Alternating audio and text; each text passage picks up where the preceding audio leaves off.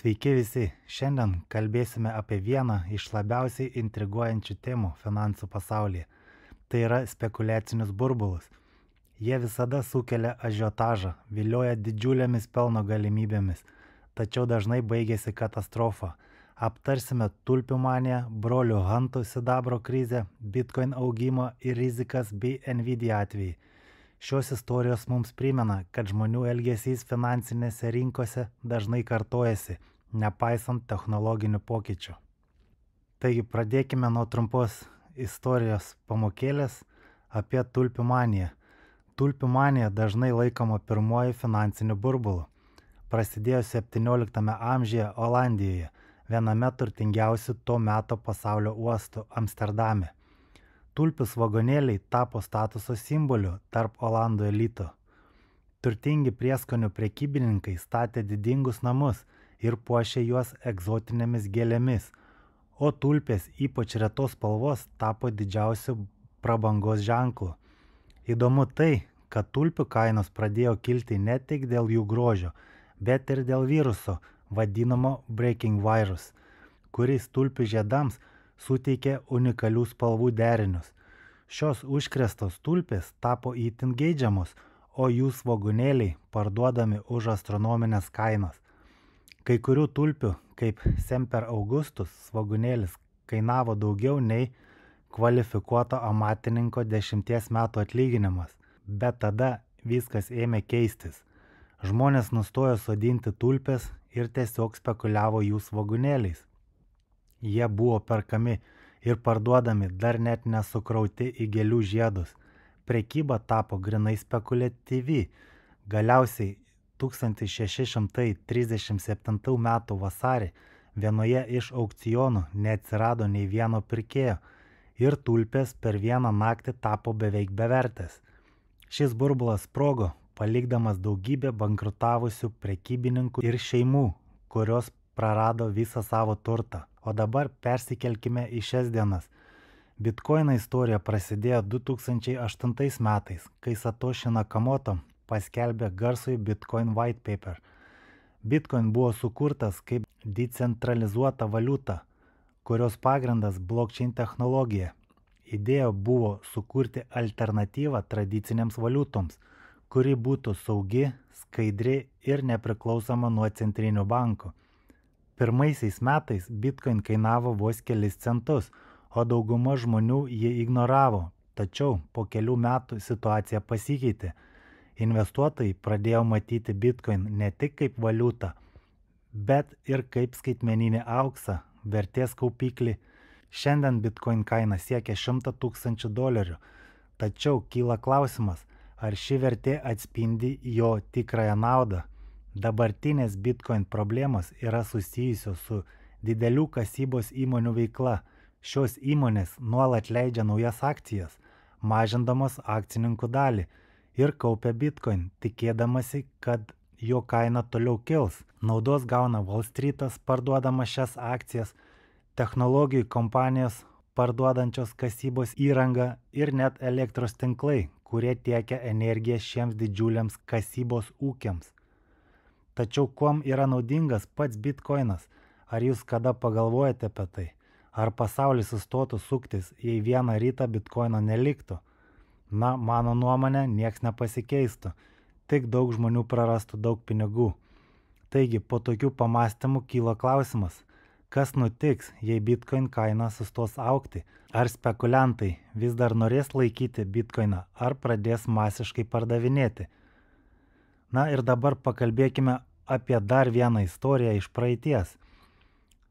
1970 metų pabaigoje ir 1980 metų pradžioje broliai Hantai, milijardieriai iš Teksaso, nusprendė įsprausti sidabro rinką į kampą. Jie pradėjo masiškai pirkti sidabrą, tikėdamėsi, kad jo kaina kils neribotai.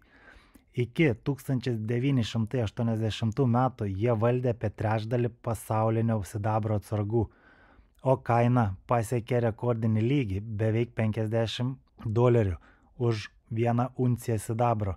Bet kaip ir tulpių manijos atveju, jų strategija buvo paremta spekulacija, o ne tikra paklausa.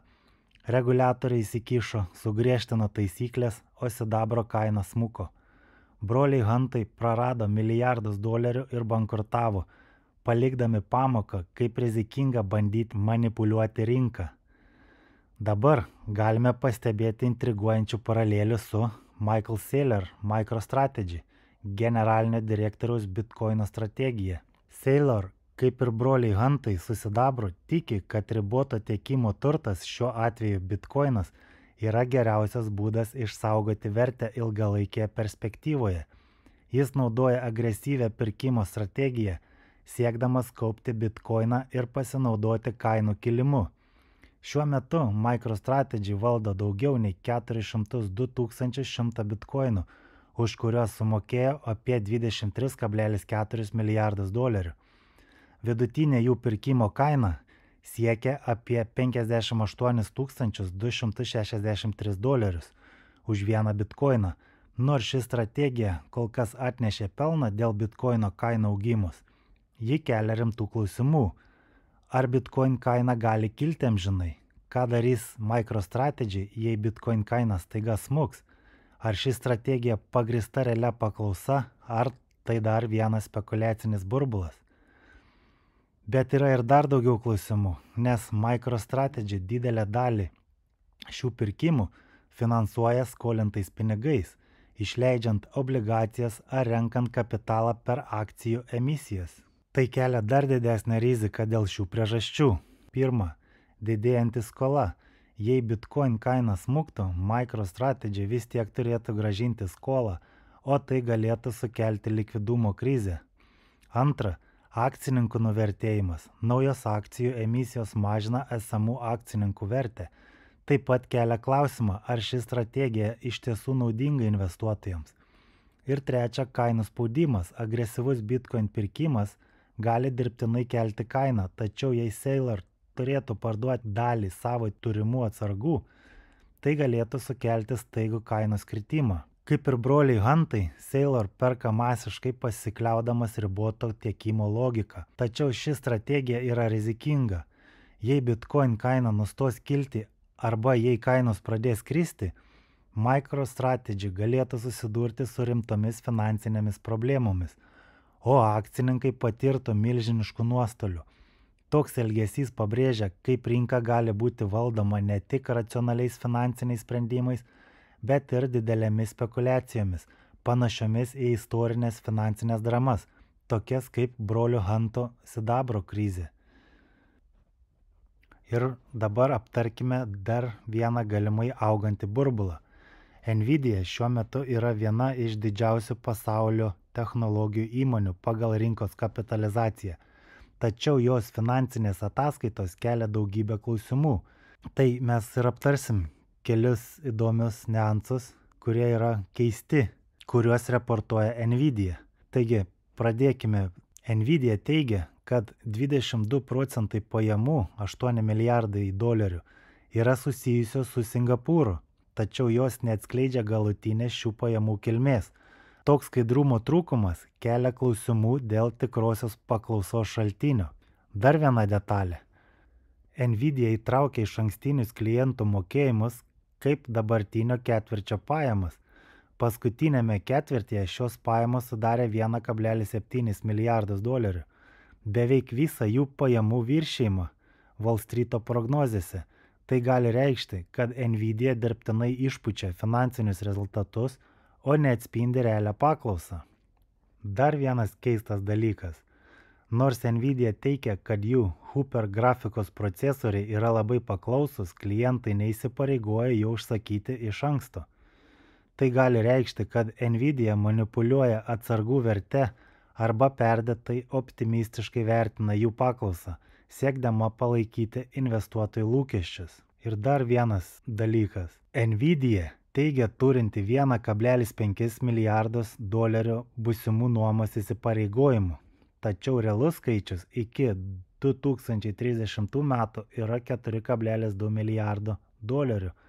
Šių skolų neįtraukimas į balansą dirbtinai padidina pelną ir akcininkų nuosavybės vertę, taip sustiprindamas akcijų kainą. Ir prie visų šitų keistų dalykų Nvidia gali susidurti su dideliam problemomis, todėl kad Kinija neseniai apribojo kritinių metalų reikalingų puslaidininkių gamybai eksportą. Tai gali paveikti Nvidia tiekimo grandinę ir padidinti gamybos sąnaudas. Be to, globalios puslaidininkių krizės metu Nvidia priklausomybė nuo tam tikrų regionų ir tiekėjų kelia ilgalaikių veiklos rizikų. Kinijos draudimas eksportuoti kritinius metalus reikalingus puslaidininkių gamybai gali būti vienas iš veiksnių, galinčių prisidėti prie Nvidia akcijų burbulo sprogimo. Taigi aptarus visas šitas naujienas ir pažvelgus į istoriją, pabaigai norėjau pasakyti, kad šiandien mes nežinome, ar Bitcoin ir Nvidia taps naujoju tulpių burbulu.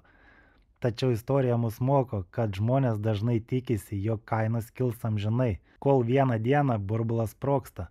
Aš nesakau, kad taip nutiks šį kartą, bet svarbu kritiškai vertinti situaciją ir suprasti, kad rinkos emocijos dažnai užgožia logiką.